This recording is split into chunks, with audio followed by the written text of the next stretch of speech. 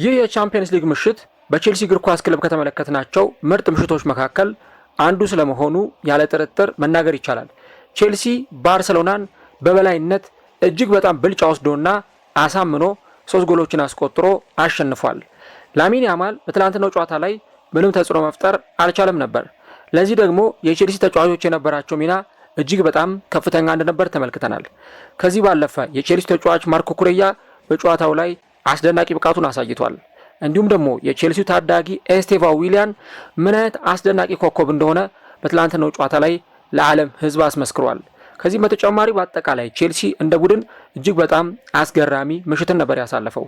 እናም አሰልጣኙ ኤንዞ ማሬስካ ያላቸውን የታክቲክ እውቀት በደንብ ሜዳ ላይ ተግብረው ባርሰሎናን እጅግ በጣም በሚያስገርም ሁኔታ የበላይነት ወስደው 3-0 በሆነ ውጤት አሸንፏል። ጨዋታው እንዴት ነበር? ባርሰሎና በጨዋታው ላይ ምን አይነት ድክመቶችን አሳይቷል? ቼልሲስ ጨዋታውን ሲያሸንፍ ምን ነገሮችን ተጠቅሟል? የሚሉትን ጉዳዮች እስከ ቪዲዮ መጨረሻ ድረስ ከኛ ጋር አብራችሁ ከቆያችሁ ወደ እናንተ የምናደርስ ይሆናል። ሰላም ጤና ይስጥልን። የተወደዳችሁና የተከበራችሁ ውድ የቻናላችን ተከታታዮች እንዴት ናችሁልን? እግዚአብሔር ይመስገን እኔ በጣም ደህና ነኝ።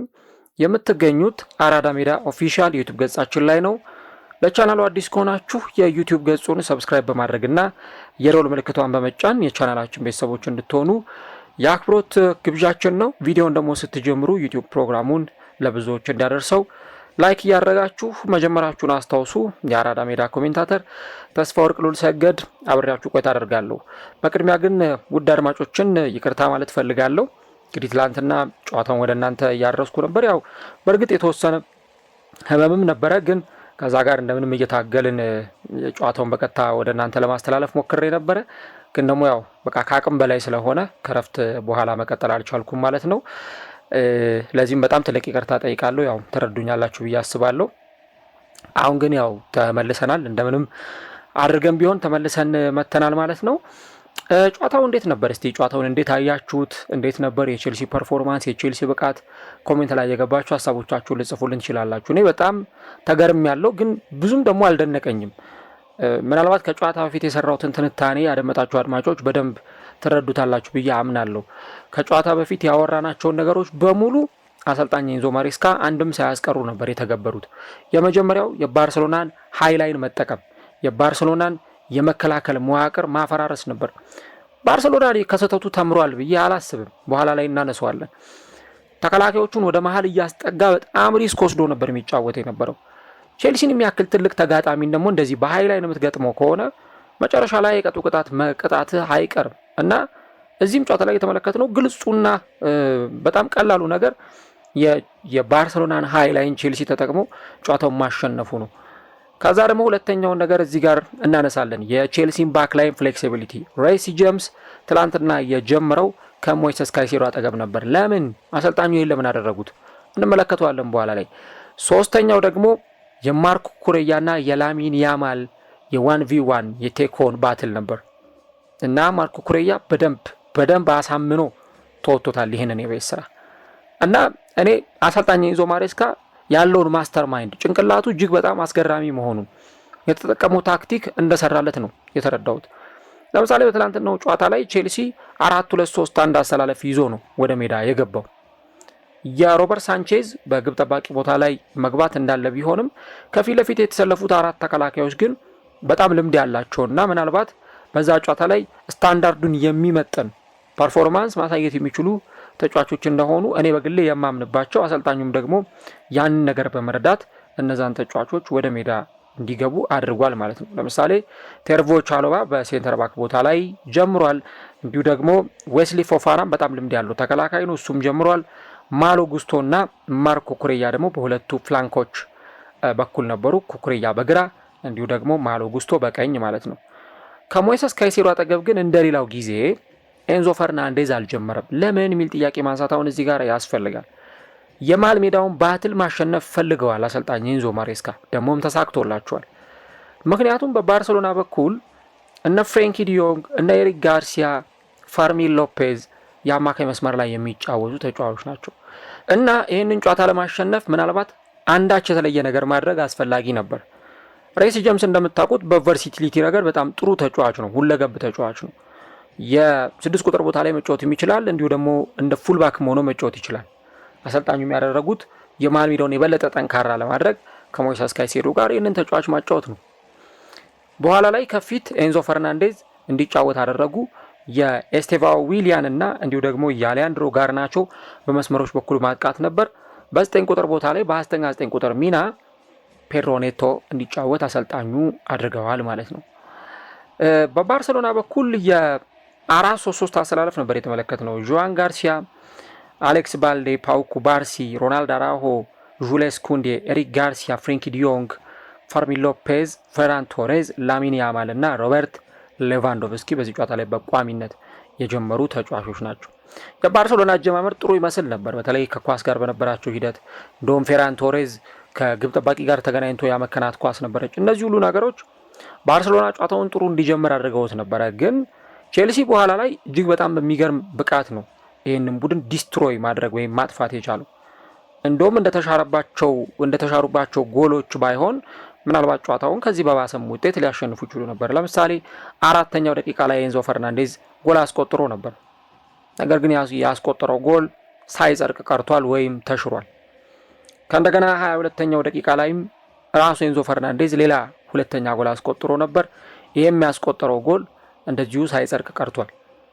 እነዚህ ተደጋጋሚ ሲሻሩ የነበሩ ጎሎች አንድ የሚሰጡን የነበረው ምልክት ቼልሲ አሁንም ጎል ለማስቆጠር በተደጋጋሚ ጊዜ የባርሰሎናን በር እንደሚያንኳኳና ወደ ባርሰሎና የመከላከል ቀጠና በተደጋጋሚ ጊዜ እንደሚያቀና ነበር።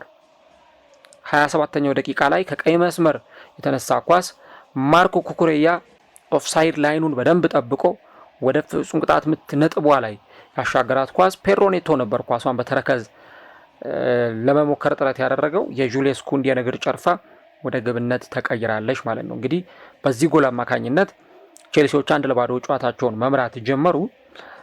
ሮናልዶ አራሆ በዚህ ጨዋታ ላይ ከኳስ ውጪ በነበረን አጋጣሚ ይህ አንዳንድ ጭቅጭቆች ውስጥ በመግባት ቢጫ ካርድ ተመልክቶ ነበር። በኋላ 44ኛው ደቂቃ ላይ በሰራው ሌላኛው ጥፋት በሁለት ቢጫ ካርድ ከሜዳ ተሰናብቷል ማለት ነው። እንግዲህ በ12 ደቂቃ ውስጥ ነው ሮናልዶ አራሆ ሁለተኛውን ቢጫ የተመለከተው እና እኔ ኬርለስ ጥፋት ብዬ እለዋለሁ። የመጀመሪያውም የሚገባ አይነት ቢጫ ካርድ አልነበረም። ያን ያህል ጭቅጭቅ ውስጥ አተካራ ውስጥ የሚያስገባ ነገር አልነበረም። የቡድኑ አንበል ነው፣ የቡድኑ የተከላካይ መስመር ተጫዋች ነው፣ ያንን ያውቃል። ስለዚህ ያን ማድረግ እየቻለ ባለመረጋጋት ውስጥ በመግባቱ ምክንያት የመጀመሪያውን ቢጫ ካርድ ተመለከተ። ከዛ ደግሞ እንደገና ቢጫ ካርድ እንዳለበት ክለቡ እየተመራ እንደሆነ እያወቀ ያንን ጥፋት መስራቱ ዋጋ የሚያስከፍል ነበረ። በዚህም በ44ኛው ደቂቃ በሁለተኛ ቢጫ በቀይ ካርድ ከሜዳ ወጥቷል።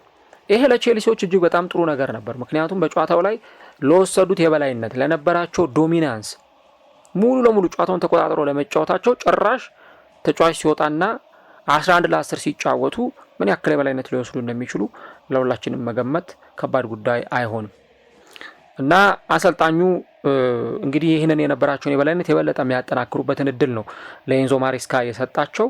ማሎ ጉስቶ 40ኛው ደቂቃ ላይ ቢጫ ካርድ ተመልክቶ ስለነበር አሰልጣኙ ሁለተኛ ቢጫ አይቶ በቀይ ካርድ እንዳይወጣ በማሰብ ማሎ ጉስቶን ቀይረው አስወጥተው አንድሬ ሳንቶስን ወደ ሜዳ አስገብተዋል ማለት ነው።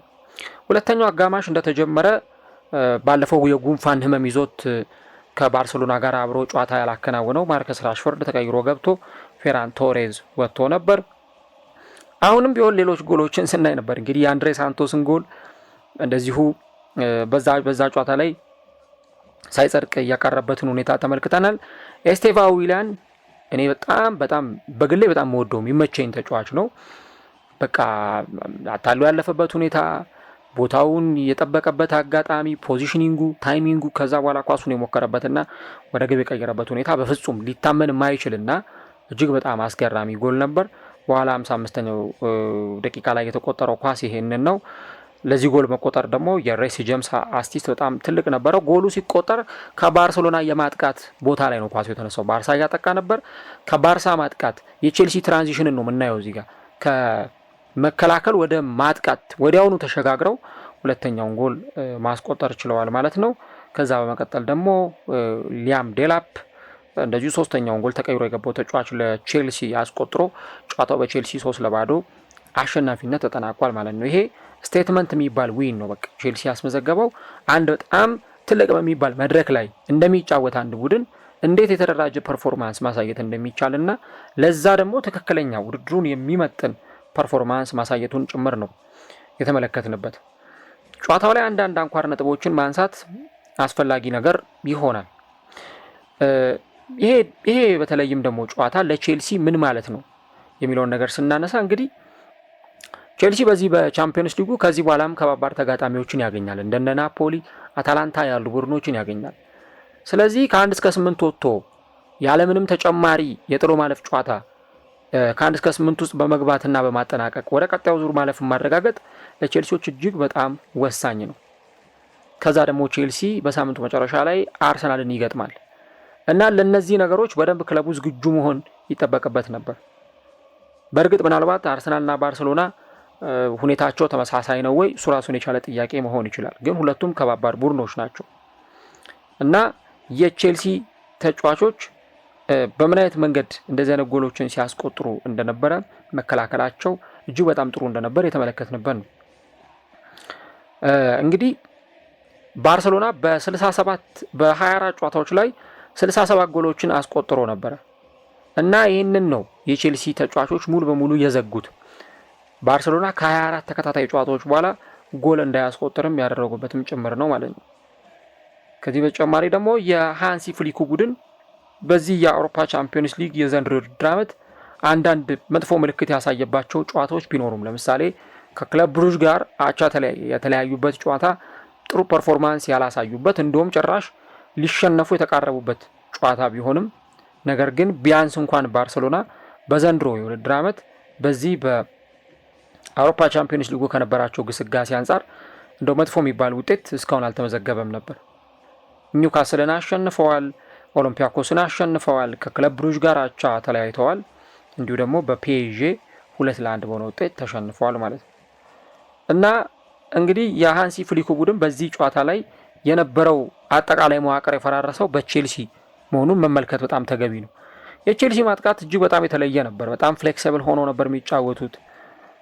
ሊያም ዴላፕ እንደዚሁ በውድድር ዓመቱ የመጀመሪያ ጎሉን ያስቆጠረበት ነው ተጫዋቹ በዓለም የክለቦች ዋንጫ ላይ ከነበረው ፐርፎርማንስ በኋላ እና ደግሞ በቀጣይ ቼልሲ የፕሪሚየር ሊጉን መሪ አርሰናልን ስለሚገጥም እዚህ ጨዋታ ላይ ማሸነፍ ለተጫዋቾቹ የሚሰጠው በስነ ልቦና መነሳሳት እጅግ በጣም ከፍተኛ ይሆናል ማለት ነው። ቼልሲ በጨዋታው ላይ ማሸነፍ ይገባው ነበር ወይ የሚል ነገር ካነሳን፣ አዎ በትክክል ቼልሲ ጨዋታውን ማሸነፍ 3 ነጥብ ይዞ መውጣት የሚገባው ቡድን ነው። የሚገባው ቡድን የሚገባውን 3 ነጥብ ይዞ ወጥቷል። እንግዲህ ከመጀመሪያው ከኤንዞ ፈርናንዴዝ አስቆጥሮ ከተሻረበት ሞመንት ኢቭን ከዛ በፊት ከነበሩ ሞመንቶች ጀምሮ የነበረውን ሁኔታ ብንመለከት ቼልሲ በእያንዳንዱ ደቂቃዎች ላይ ምን አይነት እንቅስቃሴ ሲያሳይ እንደነበር በደንብ መረዳት ይቻላል። ምናልባት ያቺ የኩንዴ በራስ ላይ የተቆጠረችውን ጎል ሰዎች እስከሚመለከቱ ድረስ ቼልሲ እንደው በዚህ ጨዋታ ላይ መምራት ይገባው ይሆን የሚሉ ነገሮችን ያነሱ ነበር። ቼልሲዎች የመጀመሪያ እድላቸውን የፈጠሩት ሪል የሚባለውን እድላቸውን የፈጠሩት ከ5 ደቂቃ በታች በነበረው የደቂቃ ክፍለ ጊዜ ነው። ፈርናንዴዝ በተደጋጋሚ ጊዜ ያጠቃ ነበር። አሰልጣኙ ለምንድን ነው ቅድም ማስተር ማይንዳቸውን ያሳዩበት ነው እየተናገርኩት ይሄንን ነው። ምክንያቱም ኤንዞ ፈርናንዴዝን ወደፊት ወጥቶ እንዲጫወት ሬሲ ጀምስ በፈርናንዴዝ ቦታ እንዲጫወት ማድረጋቸው የበለጠ ለተጫዋቹ ነፃነት እንዲሰማውና ወጥቶ በደንብ በነፃነት እንዲጫወት የሚያደርገው ነበር እና የነዚህ ተጫዋቾች ወደፊት መውጣት የነ ኤስቴቫ ዊሊያን በጨዋታው ላይ የነበራቸው እንቅስቃሴ በጣም በቀላሉ ብዙም ሳይቸገሩ ጎሎችን እንዲያስቆጥሩ የረዳቸው ጉዳይ ሆኗል ማለት ነው።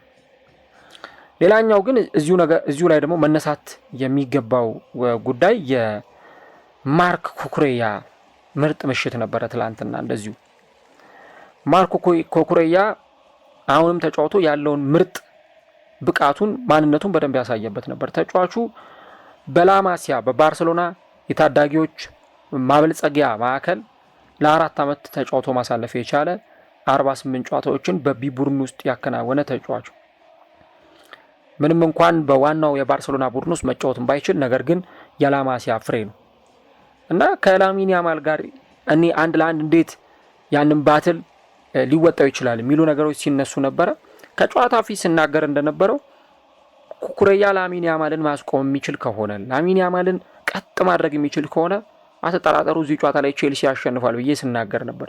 ግን ማርኮ ኩሬያ ላሚን ያማልን በቃ ምንም እንዳይጫወት አድርጎ መፈናፈኛ አሳጥቶ ተቀይሮ እስከወጣበት ደቂቃ ድረስ ለላሚን ያማል ምንም አይነት ትንፋሽ ሳይሰጠው እግር በእግር እየተከተለ ኳስ እንዳይደርሰው በማድረግ ኳስ ሲደርሰውም ደግሞ ተጫዋቹን ቶሎ በማስጣል ኢቭን ማርኮ ኩሬያ ብቻ አይደለም ሌሎች 2-3 ተጫዋቾችም ማርክ ያደርጉት ነበር ከኩኩሬያ አጠገብ ወይም ጀርባ ሆኖ ማለት ነው። እና አሰልጣኙ ይህንን ነገር በደንብ ተግባራዊ በማድረጋቸው ምክንያት የሚያስፈልገውን ነገር አግኝተዋል። እና ላሚን ያማል ፖዚሽኖቹን ሲያጣ አንዳንድ ጊዜ ኳሶቹ ሲበላሹበት ያንን ደግሞ ሪከቨር ለማድረግ ሲሞክር ታክሎችን በመውረድ ለማስጣል ይሞክር ነበር። ምናልባት ቼልሲ በባለፉት ዓመታት ካስፈረማቸው ተጫዋቾች መካከል እኔ ኩኩሬያን ከፊት ከሚቀመጡት ተጫዋቾች መካከል ማስቀመጥ ይቻላል። በ2022 ነው ከብራይተን ኤንድ ሆቭ አልቢዮን ወደ ቼልሲ የመጣው እና ቼልሲ እንኳን ሜን ተጫዋች አስፈረመው እንኳን ሜን ተጫዋች ወደዚህ ቡድን እንዲመጣ አደረገው የሚለውን ነገር የምናነሳው እንዲህ ባለው ሁኔታ ነው። የቼልሲን ማጥቃት የሚያግዝ ተጫዋች ነበር። ለምሳሌ የመጀመሪያው ጎል ሲቆጠር ጁልየስ ኩንዴ ራሱ ላይ ያንን ጎል ሲያስቆጥር ማርኮ ኩሬያ ነበረ ኳሱን በጣም በጥሩ ሁኔታ አመሻሽቶ ወደ ፍጹም ቅጣት ምት መምቻዋ ነጥቧ ላይ ኳሷን የጣለው። ከነ ኤስቴቫኦ ከነ ጋርናቾ ጋር የነበረው ኮምቢኔሽን እጅግ በጣም የተለየ ነው። ለምሳሌ በትላንትናው ጨዋታ ላይ 66 ኳሶችን አቀብሏል። ይሄ ሁለተኛ ደረጃ ላይ እንዲቀመጥ ያደርገዋል። እንዲሁ ደግሞ 3 ፕሮግሬሲቭ ፓሶችን አቀብሏል። ከዚህ በተጨማሪ ደግሞ 17 የመከላከል አክሽኖችን የወሰደ ተጫዋች ነው። በዚህም ደግሞ አንደኛ ደረጃ ላይ የሚቀመጥ ተጫዋች ይሆናል። በማጥቃት ሲኩዌንሶችም ላይ እንደዚሁ ተጫዋች ሲሳተፍ ነበር። በቢልድ አፕ ላይም ተጫዋቹን ሲሳተፍ ተመልክተናል። እና ይህን ተጫዋች አለማድነቅ ይህንን ተጫዋች አለማሞካሸት በእውነት አይቻልም። እጅግ በጣም የተለየ ምርጥ ፐርፎርማንስን ስላሳለፈ ማለት ነው። እና ማርኮ ኩሬያ በተለይም ደግሞ እጅግ አደገኛ ለሚባሉ የመስመር አጥቂዎች ምን አይነት ዘዴን ዘይደው እንደሚመጡ በደንብ ያሳዩበት ነው። እንደ ቡድን ስለሚከላከሉ፣ እንደ ቡድን ስለሚያጠቁ፣ ከዛ ደግሞ የነ ማርኮ ኩሬያ ሚና እጅግ በጣም ከፍተኛ ስለነበር ቼልሲ ጨዋታውን አሸንፎ ወጥቷል። በጨዋታው ላይ የቼልሲን ዶሚናንስ በተመለከተ ቅድም ያነሳሁትም ነጥብ ነበር። ምን ያክል ቼልሲ ደግሞ ጨዋታውን ተቆጣጥሮ ነው የተጫወተው የሚለውን ነገር ብናነሳ ኢቭን በስታንፎርድ ብሪጅ ከተመለከትነው ድባብ ጋር ቼልሲ በጨዋታው ላይ እጅግ በጣም የተለየ በጣም የተናበበ የጨዋታ ፐርፎርማንስን አሳይቷል። ለምሳሌ ቼልሲ በትላንትናው ጨዋታ ላይ 13 ሙከራ ሞክሮ 5ቱ ኢላማቸውን የጠበቁ ኳሶች ነበሩ። ባርሴሎናዎች ግን 3 ሙከራ ሞክረው 1 ኢላማውን የጠበቀ ሙከራ ብቻ ነው የሞከሩት። ተመልከቱ እንግዲህ ላሚን ያማል ባለበት፣ ፌራን ቶሬዝ ባለበት፣ ማርከስ ራሽፎርድ ባለበት፣ እነ ሮበርት ሌቫንዶቭስኪ ባሉበት ቡድን ውስጥ ነው። እኔ ቀይ ካርዱ ሰበብ ነው ብዬ አላስብም። ምንም ሰበብ አይሆንም የዚህ የባርሴሎና የትላንትናው ቀይ ካርዱን ባይኖር ቼልሲ በጣም ዶሚኔት አድርጎ ነበር ጨዋታው። ምክንያቱም 54% ኳስ ተቆጣጥሯል። እንዲሁ ደግሞ 46% ነው ባርሴሎናዎች ኳስ የተቆጣጠሩት እዚህ ጨዋታ ላይ ማለት ነው። እና ለጨዋታው የምር ዴዲኬትድ ሆነው በደንብ በመከላከልም በማጥቃትም ኦርጋናይዝድ ሆነው ሲጫወቱ ነበር። ለዛ ደግሞ የሚፈልጉትን ውጤት አግኝተዋል። ምናልባት ባርሴሎናዎች ከዚህ ቀደም ስታንፎርድ ብሪጅ ላይ ሲመጡ አይተውት የማያውቁትን የደጋፊ ድባብ ተመልክቷል። ምክንያቱም ከ2000ዎቹ መጀመሪያ ጀምሮ እስከ 2018 ድረስ ሁለቱ ክለቦች በተደጋጋሚ ጊዜ ሲገናኙ ተመልክተናል። እና በተለይም ደግሞ የቶድ ቦይ አመራር ክሌርክ ካፒታል ወደ ቼልሲ ከመጣና ቼልሲን በባለቤትነት ከገዛበት ጊዜ ጀምሮ የተመለከትነው እጅግ በጣም የተለየ ስሜት ምናልባትም የቼልሲ ደጋፊዎች በአውሮፓ ቻምፒየንስ ሊግ ከተመለከቷቸውና ካሳለፏቸው ምርጥ ምሽቶች መካከል አንዱ እንዲሆን የሚያስችለው ነው ማለት ነው። እና የእያንዳንዱ የደጋፊው ስሜት እጅግ በጣም የተለየ ነበር። 2009 ላይ አንድ ፕሮግራም ሰርቼላችሁ ነበር።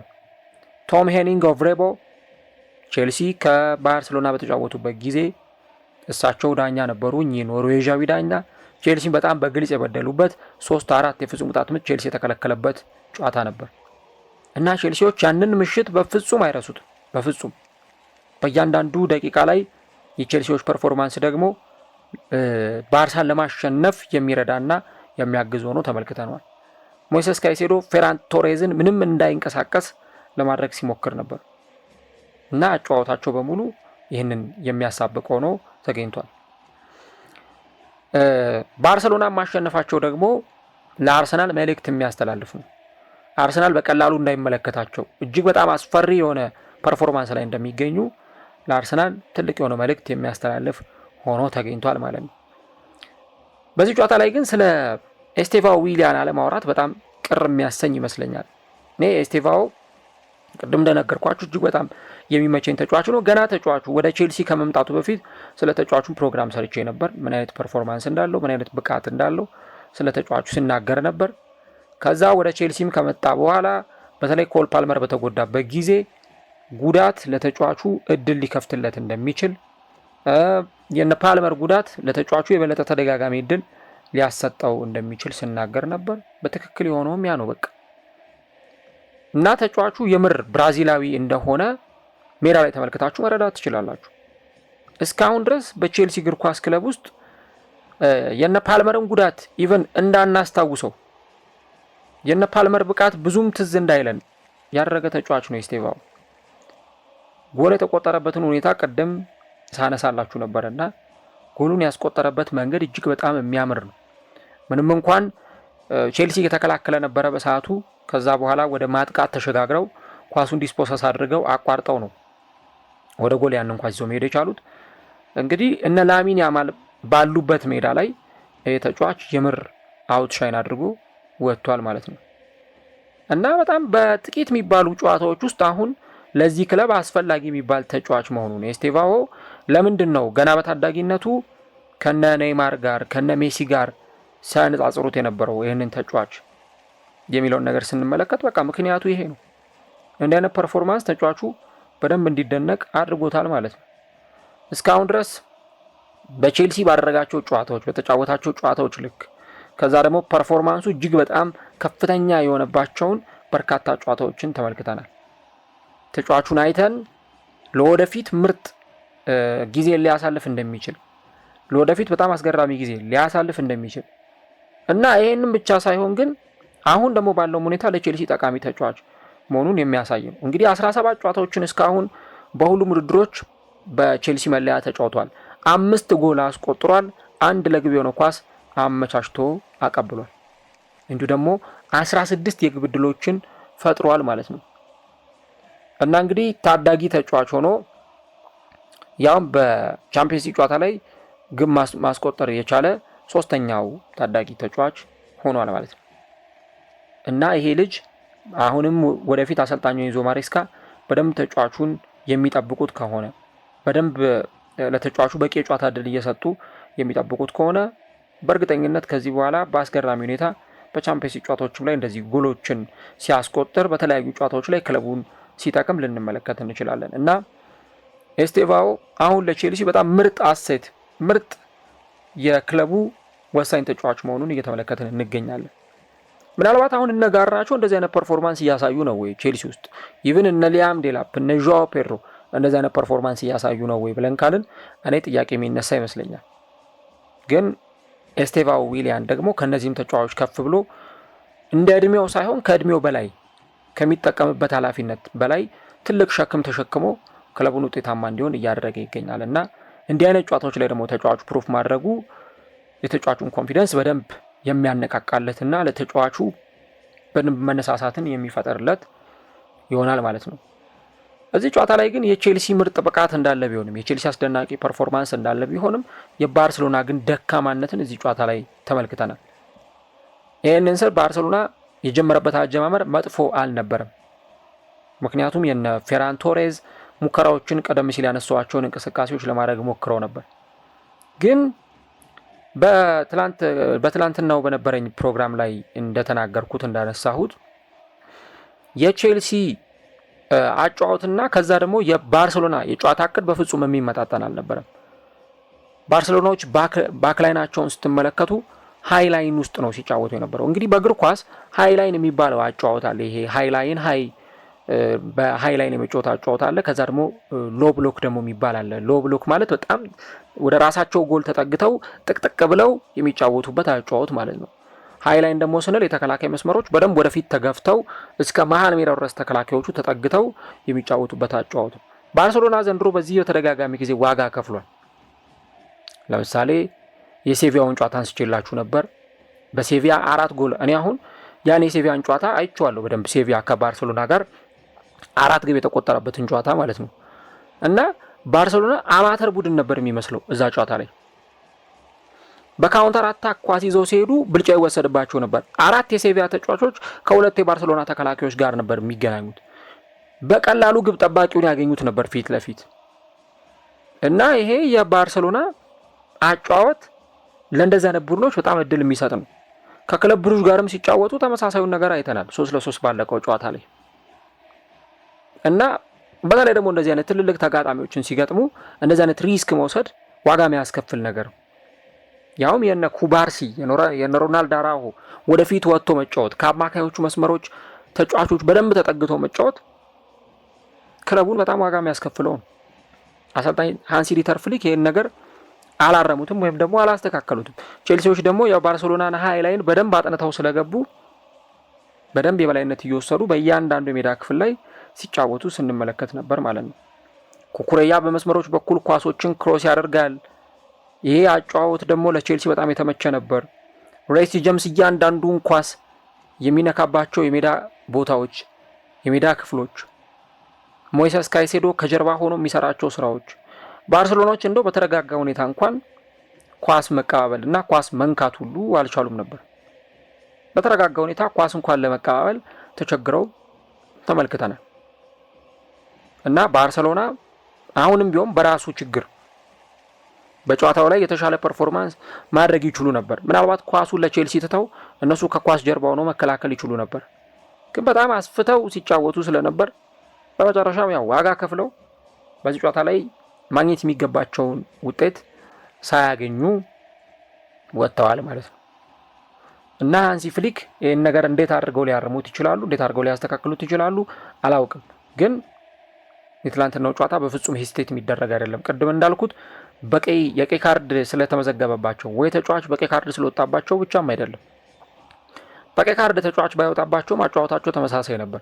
ኳስ እንደው ለረጅም ደቂቃ እንኳን አይቀባበሉም። ወዲያው ኳሱን ዲስፖሰስ ይደረጋሉ፣ ኳሱን ይቀሙ ነበር። እንግዲህ 45 ደቂቃ ነው በ10 ተጫዋች የተጫወቱት እና ለምክንያት እንኳን እንዳይሆን በምን አይነት ፐርፎርማንስ ውስጥ ቼልሲዎች ሲቀጥሉ እንደነበር አይተናል። የባርሴሎና አጫወት ግን መከላከላቸውም ማጥቃቱም በአጠቃላይ ሁሉም ነገር ጥሩ አልነበረም። ኢቭን ባርሴሎና የመጀመሪያው ጎል ከተቆጠረበት በኋላ መረጋጋት አይታይባቸውም ነበር። በጣም መጣደፍ፣ መቻኮል፣ መዋከብ ይታይባቸው ነበር። ያቻነት ጎል ለማስቆጠር በጣም ሲጣደፉ ተመልክተን ነበር። ያ ደግሞ ጭራሽ ለቼልሲ እድል ሰጥቷል። ሳትረጋጋ የምትጫወት ከሆነ አሁንም ወደ ጎል ለመድረስ ያልተጠኑ ነገሮችን የምታረግ ከሆነ ዋጋ መክፈል አይቀርም እና ባርሴሎና አሁን አጣብቅኝ ውስጥ ገብቷል። በዚህ በቻምፒዮንስ ሊግ እስከ 8ኛ ደረጃን ይዞ ለማጠናቀቅ ምናልባትም ለዚህ ክለብ እጅግ በጣም አስቸጋሪ ይሆናል። ቼልሲ 5ኛ ደረጃ ላይ ተቀምጧል። የማንቸስተር ሲቲ መሸነፍ ምናልባት የበለጠ ውጤቱ ላይ ጥሩ እንዲሆን ያደርገዋል። በእርግጥ እነ ሪያል ማድሪድ፣ እነ ሊቨርፑል፣ እነ ቶተናም ጨዋታቸውን ያከናውናሉ፣ እነ ፒኤስጂ። እነዚህ ቡድኖች ሲጫወቱ ቼልሲ ምናልባት ከደረጃው ዝቅ ሊል ይችል ይሆናል። የባርሴሎና ግን እጅግ በጣም የከፋ ነው። አሁን ባለው የደረጃ ሰንጠረዥ ቦታ ላይ ምናልባት ክለቡ የሚቀጥልበት ሂደት የሚፈጠር ከሆነ እጅግ በጣም አስቸጋሪ ነው የሚሆነው። አሁን ቻምፒየንስ ሊጉ ላይ እንግዲህ ስንመለከት ከአይንትራክት ፍራንክፉርት እንዲሁ ደግሞ ከስላቪያ ፕራሃ እና ከኮፐንሃገን ጋር ነው የሚጫወቱት። ግን እነዚህም ቡድኖችስ ገጥመው ምን አይነት ፐርፎርማንስ ሊያሳዩ ይችላሉ? እነዚህን ጨዋታዎች ደግሞ ካላሸነፉ ወደ ቀጣዩ ዙር ለማለፍ እጅግ በጣም ይቸገራሉ ለባርሴሎናዎች። አምና እንግዲህ ግማሽ ፍጻሜ የደረሰው ቡድን አሁን 15ኛ ደረጃ ላይ ተቀምጧል እና አሁን ደግሞ ጭራሽ ሌሎቹ ቡድኖች ሲጫወቱ ከደረጃውም ሊወርድ የሚችልበት እድል አለ እና ይሄ ለባርሴሎና የተመዘገበው ውጤት ጥሩ የሚባል አይደለም። ጨዋታው ከተጠናቀቀ በኋላ አሰልጣኙ ኤንዞ ማሬስካ በተለይም ደግሞ ተጫዋቾቻቸውን አድንቀዋል። ኤስቴቫውም ምርጥ ምሽትን እንዳሳለፈ ነው አሰልጣኙ የተናገሩት። ለኤስቴቫው በጣም ጥሩ ምሽት ነበር አሉ አሰልጣኙ ኤንዞ ማሬስካ።